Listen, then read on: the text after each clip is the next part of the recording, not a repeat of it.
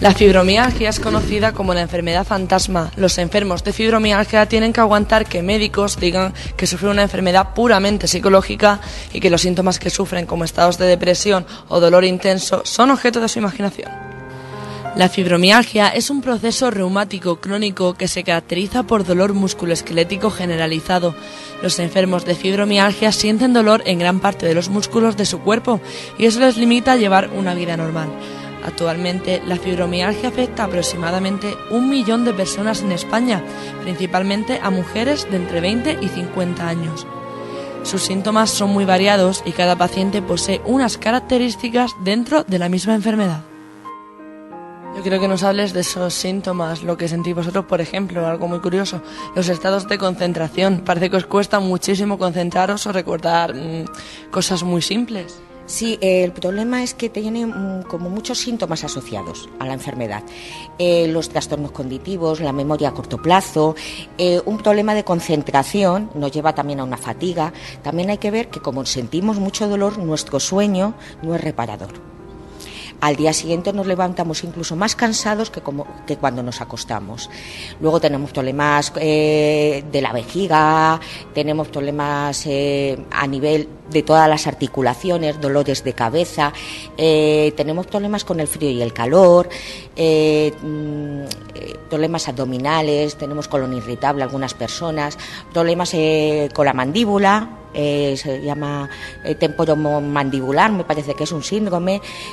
Tenemos muchos síntomas asociados a la enfermedad, muy variados además, No todo el mundo tiene todos, no todo el mundo tiene en la misma medida, ni todos a la vez, claro.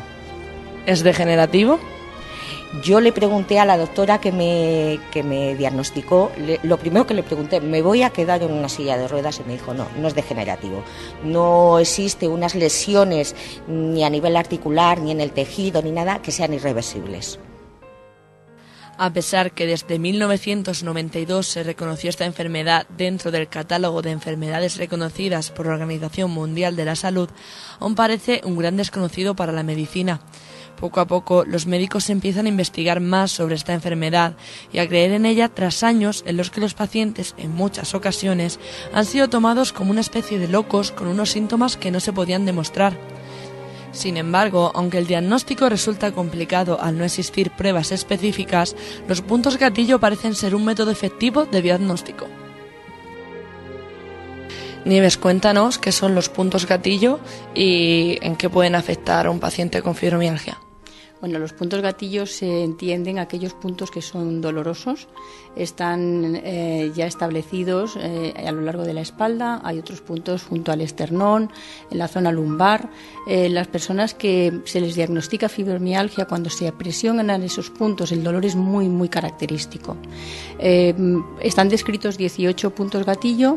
Parece ser que si la persona es sensible en 11 puntos de ellos, podemos llegar a un diagnóstico más perfecto de fibromialgia, junto con otra serie de síntomas. En cuanto a las causas, no hay un patrón común que desemboque a esta enfermedad. Los especialistas difieren entre factores como infecciones virales o bacterianas, accidentes laborales o de tráfico, o una enfermedad simultánea como la artritis o lupus. Sin embargo, la fibromialgia puede resultar una consecuencia de un momento en la vida del enfermo traumático o situaciones muy fuertes de estrés. ¿Qué se conoce de los factores que pueden desencadenar la fibromialgia? Bueno, se estudia muchísimo sobre ello, ¿no? Y efectivamente la fibromialgia no se conoce exactamente la causa, pero sí se habla mucho de un factor desencadenante, que es el factor psicológico. Yo podría decir en mi experiencia que detrás de los pacientes, detrás o antes del padecer la fibromialgia, los pacientes con esa molestia han tenido un cuadro emocional duro, traumático. A veces no tiene que ser inmediato, sino incluso años antes, ¿no? La mayoría de las veces está relacionado con la pérdida de un familiar, con una ruptura, con una pérdida laboral, con algún aspecto muy, muy emocionalmente traumático, que no se ha superado porque, y me podrías decir, ¿y eso se supera? Bueno, pues hay que trabajar para superarlo, pero cuando aparece la fibromialgia, el paciente no ha superado el conflicto que tuvo hace años. Además de los dolores constantes que sufren este tipo de pacientes, se encuentran con la incomprensión de familiares y amigos que no entienden el ritmo de vida que llevan este tipo de enfermos. Cuéntame eso de estar en el sofá porque un día te levantas mal, no poder estar parada porque parece ser que es peor, pero tampoco puedes moverte porque no tienes energía. Esa sensación, ¿cómo la vivís? Una de las más difíciles es el querer y no poder. La verdad es que mentalmente tú estás preparada pues para querer hacer todo, pero el cuerpo no te deja hacerlo. Yo siempre digo que hay que tener un poquito de paciencia con él, y hay que escucharle, a ver qué es lo que quiere. Si tú estás muy mala, con un brote muy grande, tampoco a una persona con gripe que está hecha polvo se le puede obligar a moverse.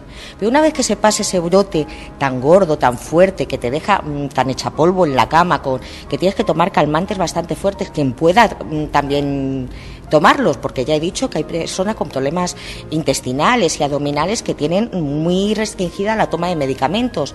Pero una vez que eso pasa, que a lo mejor es 1 o 2 días, hay que moverse un poquito, cada uno en su medida, saber lo que te pide el cuerpo. Que una persona puede dar un paseo de 20 minutos, perfecto, no hay que hacer una vida sedentaria. Es necesario que este tipo de pacientes eviten una vida totalmente sedentaria. Tanto especialistas como enfermos coinciden en que la realización de actividades suaves, como tai chi, yoga o natación, se pueden realizar dependiendo del grado en el que se tenga la enfermedad. Andar también es un buen ejercicio que ayuda a que los músculos sigan teniendo actividad, sin olvidar los estiramientos suaves. Un error común es confundir la fibromialgia con el síndrome de fatiga crónica.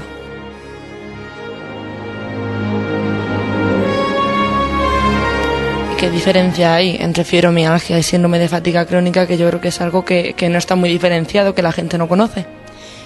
Se les asocia habitualmente porque en la fibromialgia hay un cansancio tremendo, además del dolor, de que el paciente duerme mal, hay un gran cansancio. Eso sobre todo es porque les cuesta muchísimo mover la musculatura. En el síndrome de fatiga crónica no suele haber ese dolor tan intenso y lo que sí hay es un cansancio que es muy difícil de reparar ni siquiera con el sueño.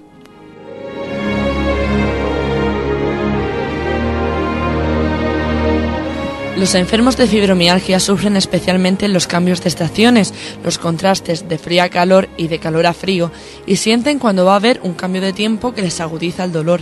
Los dolores llevan a limitar físicamente, lo que hace que en muchos casos los enfermos de fibromialgia tengan puntos de minusvalía.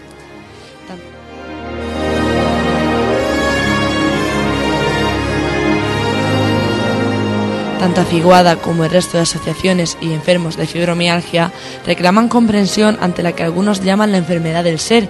Ellos tienen que llevar una vida ligada al dolor constante y al esfuerzo por ir más allá de él, acompañados por estados de ansiedad y depresión constantes. Su meta es poder vivir cada día sacando una sonrisa y disfrutando al máximo lo que su cuerpo les permite. Gracias, Lidia, por acercarnos